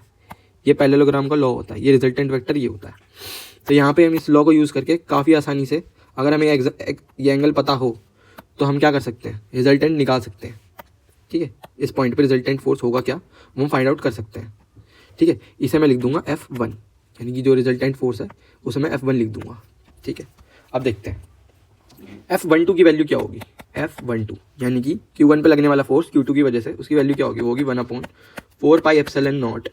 ठीक है, Q1 Q2 अपॉन में R12 का होल स्क्वायर, क्योंकि बीच में R12 है। और डायरेक्शन वेक्टर क्या होगा इसका, इसी R12 है ना, सेम ही जगह पर डायरेक्शन वेक्टर होगा, सिंपल सी बात है। अब F13 क्या होगा मेरे पास, जो F13 है वो क्या होगा, वो होगा 1/4πε0। ठीक है, Q1 Q3 divided by R13 का होल स्क्वायर, और इसका डायरेक्शन वेक्टर क्या होगा, सेम R13। ठीक है, तो मुझे टोटल फोर्स ऑन Q1 निकालना है, तो वो होगा F1 is equals to F12 plus F13। ये जो हमारा फॉर्मूला होता है, ये जो हमारा होता है, यही हमारा सुपरपोजिशन प्रिंसिपल कहता है। सुपरपोजिशन प्रिंसिपल यही बोलता है कि किसी एक चार्ज पे अगर कोई सिस्टम ऑफ चार्जेस है, मान लो ये दो चार्ज है और इस चार्ज पे हमसे फोर्स पूछा है, तो वो होगा इस चार्ज की वजह से लगने वाला फोर्स प्लस इस चार्ज की वजह से लगने वाला फोर्स। यानी कि ये जो Q2 फोर्स है ये, और ये वाला फोर्स, इन दोनों की वजह से लगने वाला फोर्स हमारा होगा ये F12 इक्वल्स टू F13। इसकी वैल्यू लिख लेते हैं। अब F1 की टोटल वैल्यू क्या होगी, ये होगी 4πε0। ठीक है, ये होगी Q1 Q2 अपॉन R12 का होल स्क्वायर R12। ठीक है, plus 1/4πε0 Q1 Q2 upon R13 का होल स्क्वायर, और ये होगा यूनिट वेक्टर इसका। अब हमें इसमें कुछ नहीं करना होता, हमें इसका मैग्नीट्यूड निकालना होता है, हमें केवल ये यूनिट वेक्टर पता होनी चाहिए। यानी जो ओरिजिन से ये जो यूनिट वेक्टर है इसकी डायरेक्शन हमें निकालनी आनी चाहिए। ठीक है, ये अगर मान लो XY प्लेन है, ठीक है, ऐसे XY प्लेन है, ठीक है, XY कोई प्लेन है, यहाँ पे ये वेक्टर है R। ठीक है, R वेक्टर है, तो ये R वेक्टर किस टाइप में हो सकता है, ये हो सकता है XI cap plus YJ cap, और जो हमारा इसका R का यूनिट वेक्टर होगा ये क्या होगा, I cap plus J cap. ये हो सकता है, ये यूनिट वेक्टर होगा हमारे पास। ठीक है, बाकी तुम्हें पैरेललोग्राम वो वाला फॉर्मूला तो पता ही है, उसे भी यूज़ कर सकते हो, पैरेललोग्राम लॉ वाला। ठीक है, अगर मान लो n नंबर ऑफ हमारे पास चार्ज है, तो उनकी वजह से लगने वाला फोर्स जो होगा वो होगा F1 is equals to F12 plus F13 plus F14। यानी कि मान लो एक यहाँ पे चार्ज है, ठीक है, यहाँ पे मल्टीपल नंबर ऑफ चार्ज है, यहाँ पे जैसे मान लो Q1 Q2 Q3 Q4 मान लो, इसको Q5 है, ये Q1 है, तो इसके वजह से इस पर भी फोर्स लगेगा। ये चार्ज है, ये भी डिस्टेंस होगी, कुछ ये भी डिस्टेंस होगी, कुछ ये भी डिस्टेंस होगी, तो इस पर लगने वाला फोर्स कैसे निकाल सकते हैं हम, इसके वजह से फोर्स इस डायरेक्शन में होगा, इसके वजह से इस डायरेक्शन में, इसकी वजह से इस डायरेक्शन में, इसकी वजह से इस डायरेक्शन में। तो ये क्या F12 F13 F14 F15 इसी डायरेक्शन फोर्स लग रहे होंगे, तो इनको हम ऐड कर सकते हैं सिंपली, और इनके फिर यूनिट वेक्टर वगैरह भी निकालने पड़ेंगे हमको। यही जो होता है हमारा, इसी को हम बोलते हैं सुपरपोजिशन प्रिंसिपल।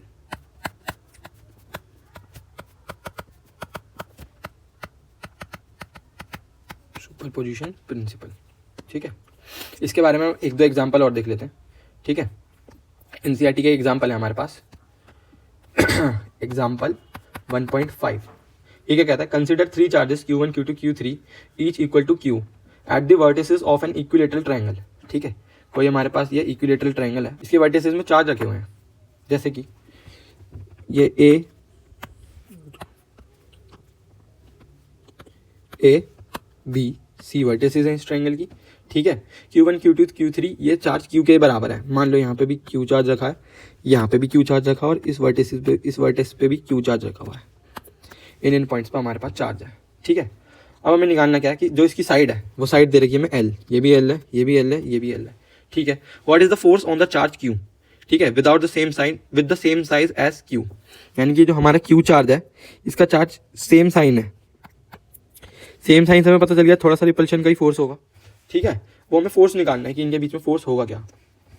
और वो ये जो क्यू चार्ज है ये रखा कहाँ पे हुआ है, ये एकदम बीच में रखा हुआ है सेंट्रॉइड पे, यानी कि ये जो चार्ज है ये यहाँ कहीं पे रखा हुआ है, ये सेंट्रॉइड है इस ट्रायंगल का। ठीक है, तो देखो ये इसकी फिजिक्स समझ लो पहले, तो ये होएगा कैसे, ये सिस्टम पूरा बनेगा कैसे। ठीक है, देखते हैं। ये एल है हमारे पास, ये भी एल साइड है, ये भी एल साइड है, ये भी एल साइड है। ये हमारा यहाँ पे हमारे पास क्यू चार्ज रखा हुआ है। ठीक है, इतना हमें समझ में आ गया। अब इस क्यू चार्ज की, इस वाले क्यू चार्ज से जो डिस्टेंस है वो कुछ ये होगी। ठीक है, इसकी सी से डिस्टेंस जो होगी वो ये होगी, इसकी ए से जो डिस्टेंस होगी वो ये होगी। ठीक है, यहाँ तक हमने देख लिया। अब पहले तो हम ये डिस्टेंस निकाल लेंगे। ठीक है, लेकिन उससे पहले हम ये देखते हैं कि इस क्यू वाले चार्ज की वजह से, स्मॉल क्यू चार्ज की वजह से कैपिटल क्यू वाले चार्ज पे किस डायरेक्शन में फोर्स लग रहा होगा। जब ये लेंथ है, क्योंकि ये भी चार्ज सेम साइन है दोनों चार्ज का, तो ये इस पर अपोजिट फोर्स लगाएगा रिपल्शन का, तो इसकी वजह से इस पर डायरेक्शन पर जो फोर्स लग रहा होगा वो इस डायरेक्शन में लग रहा होगा। इसे मैं एफ ए लिख देता हूँ।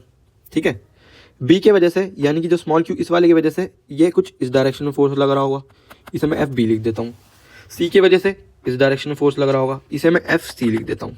ठीक है, अब एक तरीके से सिमेट्री से हमें ये पता चल गया कि तीनों डायरेक्शन में, 3 डायरेक्शन है हमारे पास, फोर्सेस कितने हैं, एफ ए, एफ बी और एफ सी, 3 फोर्स है 3 डायरेक्शन में। तीनों बराबर डायरेक्शन में अगर फोर्स लग रहे हैं, मान लो इस डायरेक्शन में भी लग रहा है, इस डायरेक्शन में भी लग रहा है, इस डायरेक्शन में भी, तो हमें पता चल गया कि बीच में जो फोर्स होगा, जो नेट फोर्स होगा वो होगा 0।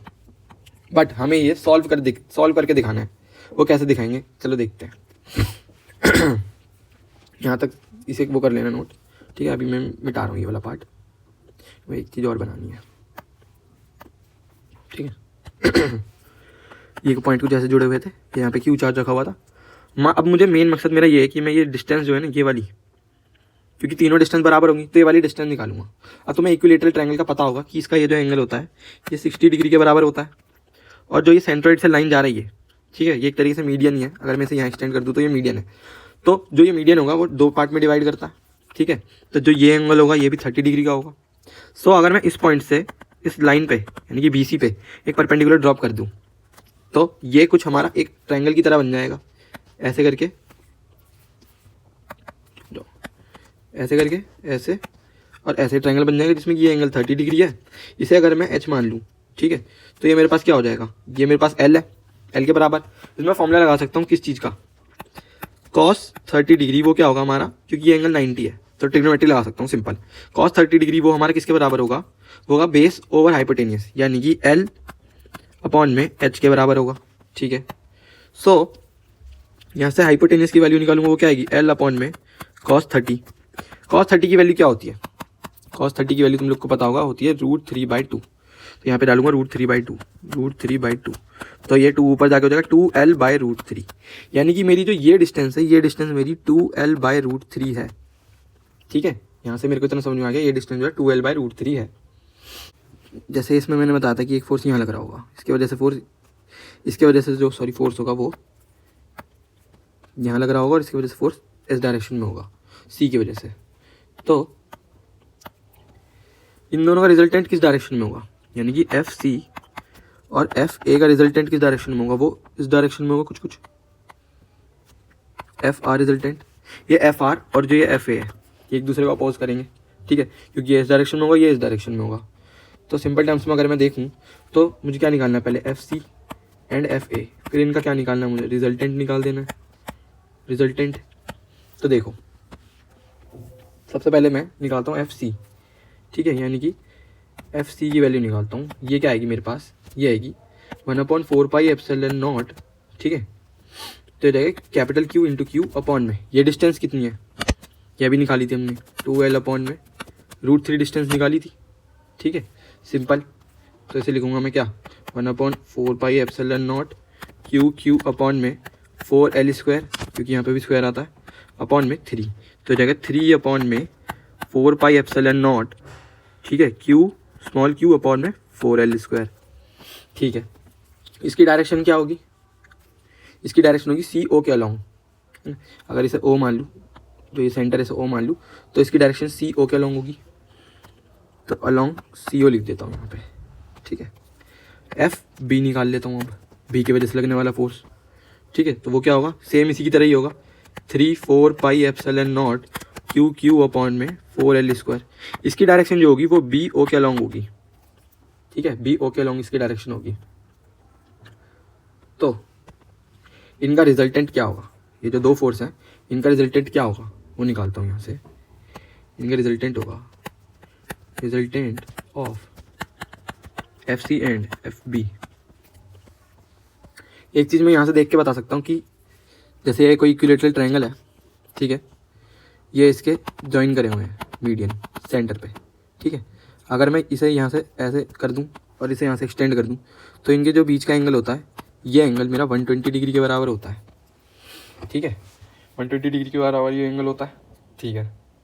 अब एक चीज़ देखते हैं, तो जो ये रिजल्टेंट होगा, अगर मैं एफ इज टू लिखूँ रिजल्टेंट, इस डायरेक्शन में क्या है एफ सी, इस डायरेक्शन में क्या है F B, F C is to F B है एफ के बराबर है, एफ आर लिख देता हूँ यहाँ पे, क्योंकि ये फोर्स आपस में बराबर है, इनकी डायरेक्शन ही तो लगे, मैग्नीट्यूड तो बराबर है, plus F B square plus 2FC/FB, ठीक है, 2FC/FB, और ये बराबर हो जाएगा किसके, ये बराबर हो जाएगा कॉस, क्योंकि बीच का एंगल 120 है तो ये 120 डिग्री के बराबर हो जाएगा।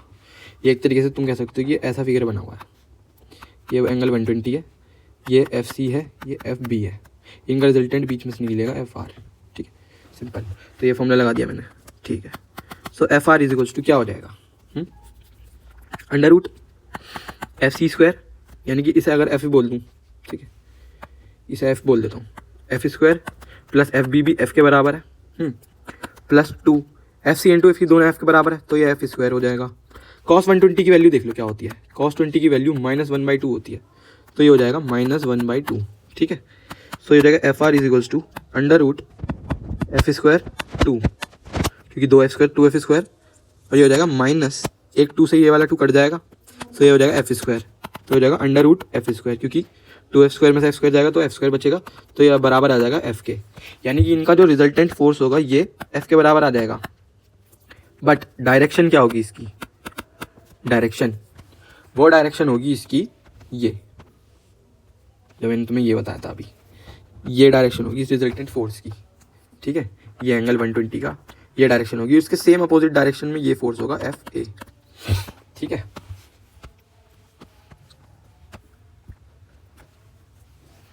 अब F रिजल्टेंट जो आ गया वो क्या आ गया, F के बराबर, F क्या था तुम्हारे पास 3/4 पाई epsilon naught Q Q upon में 4L²। जो ये रिजल्टेंट आया ये किसके अलॉन्ग आया, यह है अलॉन्ग, ये रिजल्टेंट यहाँ बीच में से कहीं पे आया ना ऐसे, तो अलॉन्ग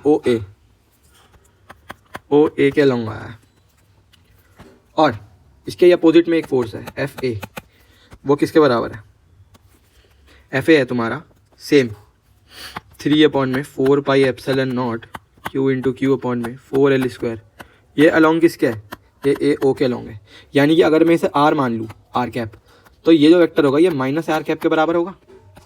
तो इनका F नेट यानी कि जो रिजल्टेंट फोर्स होगा on Q is equals to ये होगा FR प्लस FA, जो कि हम सुपरपोजिशन प्रिंसिपल से देखते हुए आए हैं कि दो फोर्स ऐड हो जाते हैं। तो देखो ये क्या होगा 3/4 पाई epsilon naught Q Q upon में 4L², ये आर कैप डायरेक्शन मान लूँ इसकी मैं, ठीक है, ये होगा प्लस 3/4 पाई epsilon naught Q Q upon में 4L², ये माइनस R कैप। अब देखो अगर मैं सब चीज़ें जो भी कांस्टेंट है कॉमन कर लूँ, 3/4 पाई epsilon naught Q Q upon में 4L², तो ये R cap minus R cap बन जाएगा यहाँ, है ना। सो ये हो जाएगा 0। सो ये पूरी प्रॉपर्टी जो भी होगी हमारी ये पूरी क्वांटिटी 0 हो जाएगी, यानी कि यहाँ से हम पता चल गया कि F net on Q is equals to 0। ये हमने प्रूफ कर दिया मैथमेटिकली, ठीक है। यानी कि जो ये चार्ज होगा Q, यहाँ पे जो Q चार्ज होगा उस पर नेट फोर्स, यानी कि ये इस वाले की वजह से इस वाले की वजह से इस वाले की वजह से लगने वाला जो नेट फोर्स होगा F नेट, ये हमारे पास यहाँ पे 0 होगा। इलेक्ट्रिक फील्ड, चलो देखो ये होगी इलेक्ट्रिक फील्ड, ठीक है। इलेक्ट्रिक फील्ड बेसिकली क्या होती है, ठीक है, जैसे अभी तुमने फोर्स पढ़ा तुमने, ठीक है। फोर्स क्या होता है, एक तो रिपल्शन का फोर्स लग सकता है या अट्रैक्शन का फोर्स लग सकता है आपस में। अट्रैक्शन का फोर्स लग सकता है या फिर रिपल्शन का फोर्स लग सकता है। अब फील्ड से हम क्या समझते हैं, फील्ड से तुम्हें एक चीज़ कुछ याद आ रही होगी, कुछ एरिया टाइप का होता है, जैसे हम फील्ड भी बोलते हैं, है ना, एरिया। जैसे गाँव में खेत वगैरह होते हैं, उन्हें इंग्लिश में क्या बोलते हैं, फील्ड ही तो बोलते हैं। तो एरिया से रिप्रेजेंट कर सकते हैं फील्ड को, ठीक है। अब देखते हैं एक चीज़, अब इलेक्ट्रिक फील्ड का मतलब क्या होता है हमारे पास, हम वो देख लेते हैं। मान लो तुम्हारे पास ये कोई क्यू चार्ज है, पॉजिटिव चार्ज है क्यू, यहाँ कहीं पे दूर जगह पे कोई नेगेटिव चार्ज क्यू रखा हुआ है, बहुत दूर है इससे, काफ़ी ज़्यादा डिस्टेंस पे है, मान लो आर डिस्टेंस पे है, ठीक है। तो ये जो तुम्हारा पॉजिटिव चार्ज होगा, इलेक्ट्रिक फील्ड से हमारा कहने का मतलब है कि इसकी खुद की एक फील्ड होगी, यानी कि इसका खुद का एक एरिया होगा। मान लो अगर इसका एरिया यहाँ तक है, एक स्फेरिकल फॉर्म में इसका एरिया होगा इतना, ठीक है, आर डिस्टेंस पे या किसी भी डिस्टेंस पे, ठीक है।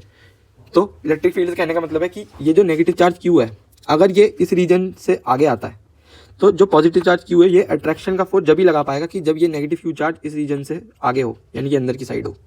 अगर ये ज़्यादा दूर है तो इसकी फील्ड उस तक नहीं पहुँच पाएगी। मेन मकसद इलेक्ट्रिक फील्ड का यही होता है, ठीक है। अब देखते हैं हम कि फॉर्मूले के टर्म्स में रिप्रेजेंट कैसे करते हैं हम इलेक्ट्रिक फील्ड को, ठीक है। तो मेन हमारे को कूलॉम लॉ पता है।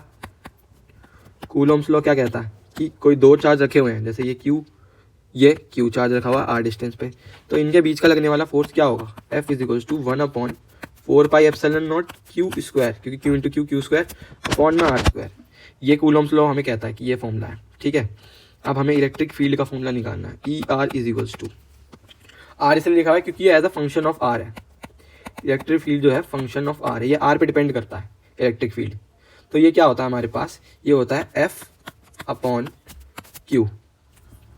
ध्यान से समझना इस चीज़ को, यानी कि अगर मान लो ये कैपिटल क्यू चार्ज है, ये स्मॉल क्यू चार्ज है, ये दोनों आर डिस्टेंस पे है, ठीक है।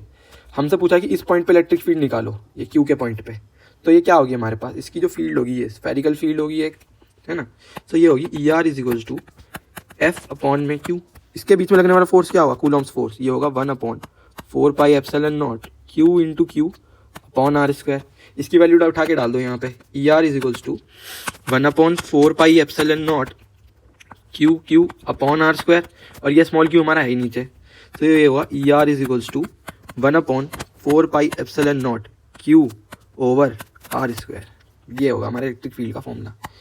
किसी एक चार्ज की वजह से जो इलेक्ट्रिक फील्ड होगी वो ये होगी। मान लो अगर नेगेटिव क्यू चार्ज होगा, सो उसकी वजह से जो इलेक्ट्रिक फील्ड होगी वो ER is equals to 1/4 pi epsilon naught Q upon R square होगी, ठीक है।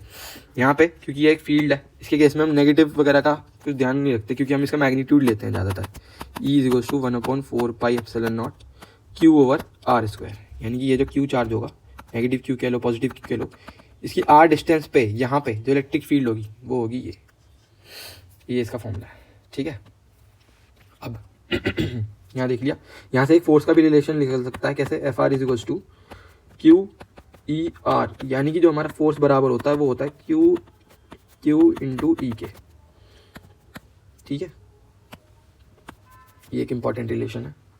बाकी हम देखते हैं कि फील्ड क्या क्या होती है, कैसे कैसे हम लिख सकते हैं, ठीक है। अब देखो एक कॉन्सेप्ट ये है, इंपॉर्टेंट है, इसे भी देख लो। जैसे मैंने तुम्हें पहले बताया था कि पॉजिटिव और नेगेटिव चार्जेस होते हैं, ठीक है। ये होता है पॉजिटिव चार्ज, ये मान लो नेगेटिव चार्ज है, ठीक है। तो इनकी वजह से जो फील्ड होगी उसकी डायरेक्शन क्या होगी, direction of electric field. Electric field कह लो या फिर इलेक्ट्रिक फील्ड लाइंस बोल लो, कुछ भी बोल सकते हैं, इलेक्ट्रिक फील्ड लाइंस भी होती हैं। तो पॉजिटिव की वजह से जो इलेक्ट्रिक फील्ड लाइंस होती है ना, या जो इलेक्ट्रिक फील्ड होती है वो हमेशा किसी पॉजिटिव चार्ज की वजह से, ये जैसे मैंने बनाई इलेक्ट्रिक फील्ड लाइंस, तो ये हमेशा आउटवर्ड डायरेक्शन में होती है, E आउटवर्ड। और कोई नेगेटिव चार्ज है उसकी वजह से जो इलेक्ट्रिक फील्ड होती है वो हमेशा, ये बात याद रखने वाली बात है, वो हमेशा इनवर्ड डायरेक्शन में होती है। ये जैसे मेरे प्रेजेंट करते हैं E इनवर्ड, ठीक है। ये सिंपल सी बात थी यहाँ पे। एक तुम्हारे पास इलेक्ट्रिक फील्ड की ये भी डेफिनेशन हो सकती है कि जैसे मान लो electric field R is equals to F/Q है, ठीक है। मान लो तुम्हारे पास ये इलेक्ट्रिक फील्ड का फॉर्मूला है F/Q, सो इसकी एक ये भी इन्फॉर्मेशन डिफाइंड ऐसे कर सकता है हम इसको कि electric field due to a charge Q at a point in space मतलब as the force that a unit positive charge would experience if place at that point.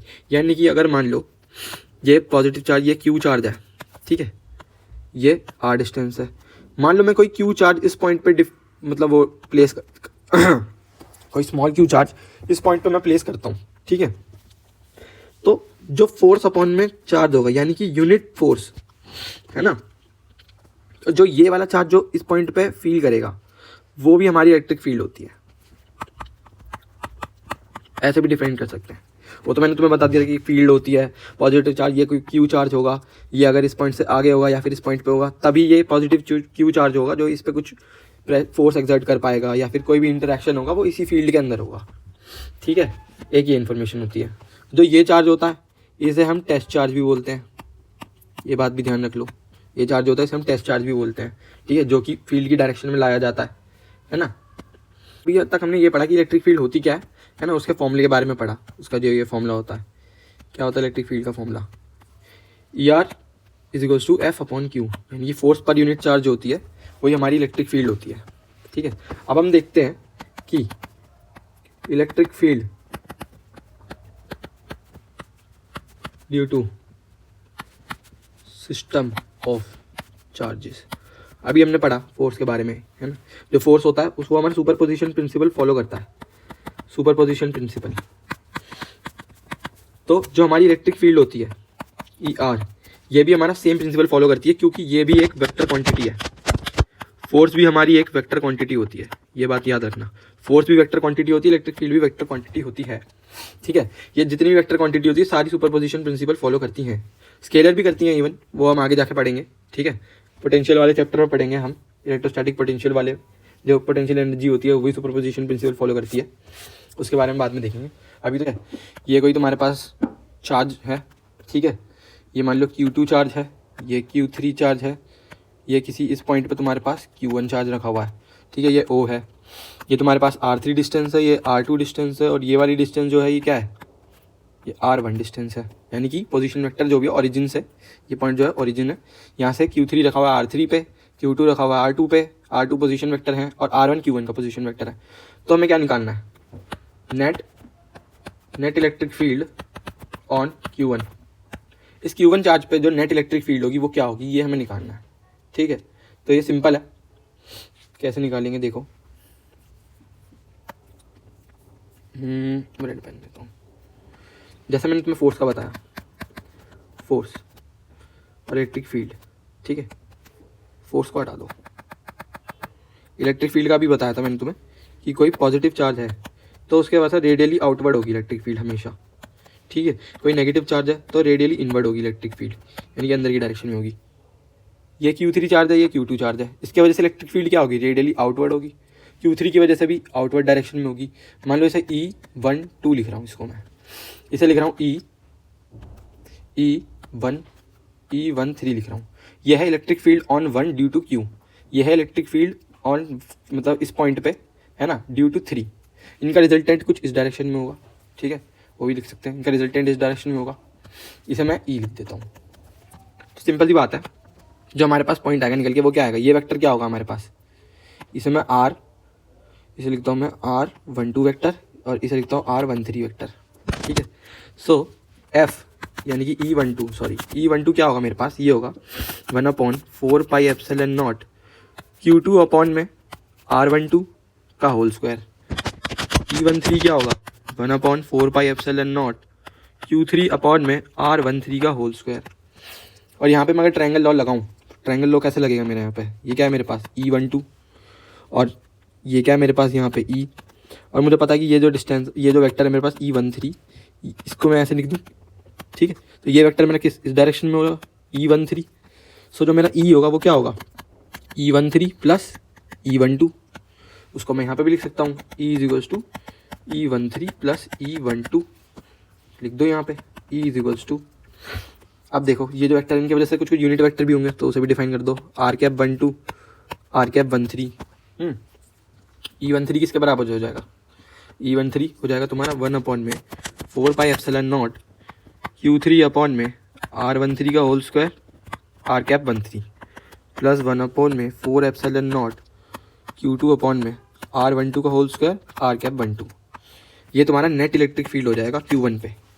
ऐसे ही हम अगर तुम्हारे को ये पॉइंट दे दे कुछ जैसे मान लो कोई स्क्वायर है या कुछ भी है, यहाँ पे कोई Q1 चार्ज है, यहाँ पे Q2 है, यहाँ पे Q3 है, ठीक है, तुमसे इस पॉइंट पे पूछे कि ई नेट निकालो इस पॉइंट पे, तो इसे जोड़ लो, एक नॉर्मल अपना डायग्राम बना के देख लो, इसके वजह से इलेक्ट्रिक फील्ड किस डायरेक्शन में होगी, इस डायरेक्शन में, इसके वजह से इस डायरेक्शन में, इसकी वजह से इलेक्ट्रिक फील्ड इस डायरेक्शन में। सेम तुम निकाल सकते हो यहाँ से इलेक्ट्रिक फील्ड यूनिट वेक्टर्स का इस्तेमाल करते हुए, ठीक है। भी करेंगे इसके ऊपर एक क्वेश्चन, इलेक्ट्रिक फील्ड का भी क्वेश्चन करेंगे। तो अगर मैं ऐसे लिखना चाहूँ, इसका एक अगर मैं जनरल फॉर्मूला लिखना चाहूँगा वो होगा ER इज इक्वल्स टू 1/4πε0, ठीक है, integration of I equals to 1 ऊपर n, ठीक है, QI/RI²P और होगा RIP का यूनिट वेक्टर। इसको लिखने की ज़रूरत नहीं है, लेकिन बस नॉर्मल ऐसे देख लो, हाँ, कि एक तरीके से इलेक्ट्रिक फील्ड जो होती है वो ऐड हो जाती है, यानी कि superposition principle electric field भी फॉलो करती है, ठीक है। भले NCERT का एग्जाम्पल है, एग्जाम्पल 1.8, ठीक है, इसे देखते हैं हम। 2 point charges Q1 and Q2 of magnitude +10⁻⁻8 coulomb, यानी कि Q1 और Q2 दो चार्ज हैं जिनके चार्ज दे रखे हैं -8 कूलॉम्ब, इतना चार्ज दिया हुआ है। अच्छा सॉरी, Q1 का चार्ज दिया तुम्हें +10⁸ कूलॉम्ब और Q2 का चार्ज दिया हुआ है -10⁻⁻8 कूलॉम्ब, ठीक है। Are placed 0.1 meter apart, calculate the electric field at point A, B and C। ये तुम्हारे को एक फिगर बना के दी हुई है इन लोगों ने, जैसे यहाँ पे रखा हुआ है Q2 चार्ज यहाँ पे रखा हुआ है, ठीक है। इनके चार्ज हमें दिए हुए हैं कि एक पे +10 है, एक पे -10 है, ठीक है। हमें A, B, C पॉइंट पे इलेक्ट्रिक फील्ड्स निकालनी है, यानी कि देखा जाए तो जो हमारा C पॉइंट है वो यहाँ है, B पॉइंट जो है वो यहाँ कहीं पे है और A पॉइंट जो है वो यहाँ कहीं पे है, A। ये एक हमें फिगर बना के दे रखी है इन लोगों ने, ये जो है इस पॉइंट से ये ऐसे करके जुड़ा हुआ है, Q1 भी इस पॉइंट से ऐसे करके जुड़ा हुआ है और ये इससे ऐसे करके जुड़ा हुआ है, ठीक है, और ये यहाँ से ऐसे करके जुड़ा हुआ है, ये पॉइंट B है, ठीक है। हमको लेंथ दी हुई है 0.1 मीटर और जो ये पूरी लेंथ है ये भी 0.1 मीटर की है, 0.05 मीटर, ये सब हमको ऐसे दिया हुआ है, और जो ये लेंथ है ये भी 0.05 मीटर की ही है, ठीक है।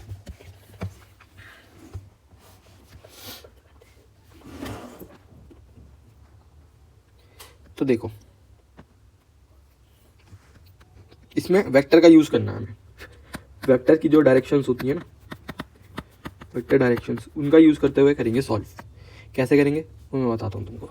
देखो Q1 की वजह से A पॉइंट पे जो इलेक्ट्रिक फील्ड की डायरेक्शन होगी वो कौन सी डायरेक्शन में होगी, Q1 पॉजिटिव चार्ज है तो रेडियली आउटवर्ड होगी, यानी कि इस डायरेक्शन में होगी। Q2 के वजह से A पे जो इलेक्ट्रिक फील्ड की डायरेक्शन होगी वो भी, क्योंकि Q2 क्या है हमारे पास नेगेटिव है, Q1 क्या है हमारे पास पॉजिटिव है, तो नेगेटिव की इलेक्ट्रिक फील्ड डायरेक्शन तुम्हें पता ही है अपनी तरफ होती है, सो इसकी डायरेक्शन भी इस डायरेक्शन में ही होगी, यानी कि A पॉइंट पे दो इलेक्ट्रिक फील्ड की डायरेक्शंस होंगी, तो ये एडअप हो जाएंगी, electric field by Q1 plus electric field by Q2, A point पे ये ऐड हो जाएंगी। यानी कि अगर मैं निकालना चाहूँ तो देखो E 1A पे लगने वाली 1 के द्वारा 1A इज इक्वल्स टू क्या होगी 1/4πε0। चार्ज कितना है यहाँ पे, Q1 चार्ज है, अपॉन में डिस्टेंस कितनी है 0.05 मीटर का होल स्क्वायर, इतनी डिस्टेंस है। इसको निकालना चाहूँगा 1/4πε0, ठीक है। ये 10⁻⁻8 है, ये है 0.05 का स्क्वायर, तो इसका आंसर आएगा 3.6 × 10⁻⁴ न्यूटन पर कूलॉम्ब, ठीक है। ये इलेक्ट्रिक फील्ड की यूनिट होती है न्यूटन पर कूलॉम्ब। फोर्स अपॉन पे चार्ज था ना, फोर्स ही होती है न्यूटन, चार्ज की होती है कूलॉम्ब, सो इलेक्ट्रिक फील्ड की क्या होगी न्यूटन पर कूलॉम्ब, ठीक है। यहाँ से हमने ये देख लिया। अब ए पे इलेक्ट्रिक फील्ड जो होगी 1 के द्वारा वो होगी इतनी। अब बी की निकाल लेते हैं, बी की कितनी होगी, बी की होगी तुम्हारी E1B, ठीक है। E2A लिखेंगे इसे, E2A, रुक जाओ, E2A, यानी ए पे जो इलेक्ट्रिक फील्ड होगी इस 2Q चार्ज की वजह से वो क्या होगी, वो निकालेंगे 1/4πε0 Q2 पॉन में 0.05 का whole square is equals to. अब हमें इलेक्ट्रिक फील्ड की मैग्नीट्यूड निकालनी है। इसमें हमें ये ध्यान रखना कि हमें जो चार्ज है ना उसका साइन नहीं लेना, इलेक्ट्रिक फील्ड के केस में हमें चार्ज का साइन नहीं लेना, ठीक है, तो देखो इसकी वैल्यू भी सेम इसके बराबर आएगी क्योंकि यहाँ पे भी 10⁻⁻8 आ जाएगा। सो इसकी वैल्यू भी 3.6 × 10⁻4 न्यूटन पर कूलॉम भी आएगी। अब मैंने देखा ई नेट ऑन ए, यानी कि ए पे जो नेट इलेक्ट्रिक फील्ड होगी वो किस डायरेक्शन में होगी, वो होगी, डायरेक्शन तो यही होगी पर Q1 की वजह से भी होगी, Q2 की वजह से भी होगी, सेम डायरेक्शन में होंगी, यानी कि ऐड हो जाएंगी वो दोनों, यानी कि E1A प्लस E2A, यानी कि हो जाएगा क्या 7.2 × 10⁻4 न्यूटन पर कूलॉम, यानी कि हमारी ए पे जो इलेक्ट्रिक फील्ड होगी वो कुछ इतनी होगी। अब दूसरे पॉइंट पे चलते हैं, ठीक है, दूसरे पॉइंट पे देखते हैं बी पॉइंट। बी पॉइंट कौन सा है, ये है हमारे पास बी पॉइंट। अब देखो तुम ध्यान से, Q1 की वजह से बी पे इलेक्ट्रिक फील्ड की डायरेक्शन क्या होगी, वो इस डायरेक्शन में होगी, इसे मैं लिख दूंगा E1B। अब देखो Q2 की वजह से जो इलेक्ट्रिक फील्ड की डायरेक्शन होगी बी पे वो होगी इस डायरेक्शन में, इसे मैं लिख दूंगा E2B। ठीक है, तो यहाँ से देखने से पता तो चल रहा होगा कि ये दोनों फील्ड बराबर हैं, अपोजिट डायरेक्शन में, एक दूसरे को कैंसिल कर देंगी।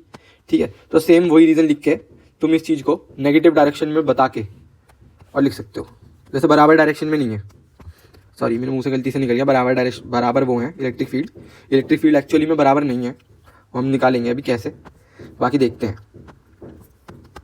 एक नया फिगर बना लेता हूँ यहाँ पे, देखो ये कुछ फिगर ऐसे है, यहाँ पे Q1 चार्ज है, यहाँ पे Q2 चार्ज है, ये पूरी डिस्टेंस जो है हमारी ये 0.1 मीटर है। यहाँ पे B है, इस पॉइंट पे हमें इलेक्ट्रिक फील्ड निकालनी है, ये 0.05 है, ये दे रखी है हमको ऐसे, इस पे इलेक्ट्रिक फील्ड इस डायरेक्शन में E1B और E2B इस डायरेक्शन में E2B। अब E2B के लिए डिस्टेंस देखो क्या है, 0. ये पूरी डिस्टेंस है E2B की वजह से, ये कितनी डिस्टेंस हो जाएगी 0.15, 0.1 प्लस 0.05, तो ये इतनी हो जाएगी, और B की वजह से तुम्हें पता ही है 0.05। सो निकाल लो इलेक्ट्रिक फील्ड, कैसे निकालोगे, E1/2B कितना आ जाएगा 1B के इंटू में Q1 में 0.05 का होल स्क्वायर, यानी कि 9 × 10⁻9 × 10⁻8 चार्ज अपॉन में 0.05 का होल स्क्वायर, ये कितना आ जाएगा 3.6 × 10⁻4 न्यूटन पर कूलॉम आ जाएगा। ठीक है, इतना यहाँ से हमें पता चल गया। ठीक है, अब निकालो E2B, ये कितना आएगा, ये आएगा K इंटू, ये आएगा Q2 में, डिस्टेंस कितना है 0.15 का होल स्क्वायर, ये हो जाएगा 9 × 10⁻9 इंटू Q2 कितना है 10⁻−8। ठीक है, साइन हम यहाँ पे नहीं लेंगे, ठीक है, ये ध्यान रखना। सो 0.15 का होल स्क्वायर, इसकी वैल्यू क्या आएगी, इसकी वैल्यू आएगी 4 × 10⁻3 न्यूटन पर कूलॉम। अब देखो यहाँ आएगा दिमाग लगाने वाली बात, ये पॉइंट है B, एक फील्ड इस डायरेक्शन में, एक फील्ड इस डायरेक्शन में, अपोजिट डायरेक्शन में है दोनों फील्ड, तो यहाँ पे माइनस होंगी। ठीक है, तो जो हमारी नेट फील्ड होगी E नेट ऑन B, ये क्या होगी, ये होगी माइनस E2B, यानी कि कितना है 3.6 × 10⁻4 माइनस 4 × 10⁻3, इसको भी 10⁻3 में कर दो, यानी इसे लिख दो 36 × 10⁻3 माइनस 4 × 10⁻3। 36 में 4 जाएंगे क्या होगा 32 × 10⁻3 हो जाएगा, फिर इसे लिख दो 3.2 × 10⁻4 न्यूटन पर कूलॉम हो गया। ये तुम्हारी नेट इलेक्ट्रिक फील्ड होगी किस पे, B पे। ठीक है, अब देखो C पे क्या होगी नेट इलेक्ट्रिक फील्ड तुम्हारी, C पे एक डायरेक्शन बना के देख लेते हैं, पहले फील्ड निकालेंगे बाद में। Q1 की वजह से C पे जो इलेक्ट्रिक फील्ड इस डायरेक्शन, ठीक है, ये हमारे पास C पॉइंट है, इस पर हमें इलेक्ट्रिक फील्ड निकालनी है। ठीक है, इस Q1 चार्ज की वजह से इलेक्ट्रिक फील्ड किस डायरेक्शन में होगी, इस डायरेक्शन में, तो इसे लिखूंगा E1C। Q2 चार्ज की वजह से, क्योंकि ये नेगेटिव है, तो वो इलेक्ट्रिक फील्ड होगी कुछ इस डायरेक्शन में, तो इसे लिखूंगा E2C। अब इनका नेट रिजल्टेंट फील्ड किस डायरेक्शन में, कुछ इस डायरेक्शन में होगी, तो इसे मैं ER लिख देता हूँ। अब तुम्हें पता ही है इक्विलेटरल ट्रायंगल बन गया है, कैसे, ये 0.1 लेंथ है, ये भी 0.1 है, ये भी 0. इक्विलेटरल ट्रायंगल के तीनों एंगल 60-60 के होते हैं, तो ये एंगल भी 60 के बराबर हो गया। बट लेकिन जब मैं ये वाला एंगल निकालूंगा, ये किसके बराबर आएगा 120 डिग्री के बराबर, तो ये एक तरीके से मेरे पास ऐसी फिगर बन गई कुछ, इनके बीच का एंगल 120, ये E1C, ये E2C। इसमें मैं पैरेललोग्राम लगा सकता हूँ, पैरेललोग्राम एडिशन लॉ, ये बीच से ER निकल रहा है रिजल्टेंट, तो देखो कैसे यूज़ करेंगे इसको। सो E1C की वैल्यू निकाल लो पहले, क्या आएगी K इंटू Q1 ऑन में 0.1 का होल स्क्वायर, ये आ जाएगी तुम्हारे पास 9 × 10⁻3 न्यूटन पर कूलॉम। तो यहाँ पे वैल्यू डालोगे, यही वैल्यू आएगी। E2C की भी सेम वैल्यू आएगी क्योंकि सेम डिस्टेंस पे है और चार्ज भी सेम है। सो मैं ऐसे लिख सकता हूँ E1C is equals to E2C is equals to E। ठीक है, अब देखो यहाँ से मैंने इतना सब कुछ निकाल लिया। अब ER कैसे निकलेगा, वही पैरेललोग्राम एडिशन लॉ लगा दो, तो ये हो जाएगा E1C का होल स्क्वायर प्लस E2C का whole square plus 2E1C E2C, और ये क्या हो जाएगा कॉस, क्योंकि बीच का एंगल 120 है तो ये 120। सो ER बराबर किसके हो जाएगा, ये सब E स्क्वायर के हैं, तो ये हो जाएगा 2E square plus 2E square, ये हो जाएगा अंडर रूट, ये हो जाएगा 2E square minus E square, क्योंकि यहाँ पे माइनस साइन था, 2 से 2 कट गया, तो हो जाएगा अंडर रूट E स्क्वायर। ठीक है, तो ये हो जाएगा E, यानी कि तुम्हारा E नेट ऑन C ये किसके बराबर हो जाएगा 9 × 10⁻³ न्यूटन पर कूलम के बराबर। और इसकी डायरेक्शन क्या होगी, EC is on the right, RIGST, right direction पे होगी, जो कि मैंने यहाँ से फिगर से भी देखा ये कुछ इस डायरेक्शन पे होगी। ठीक है, ये तुम्हारे पास E1C E2C, net electric field तुम्हारी इस डायरेक्शन पे। ठीक है।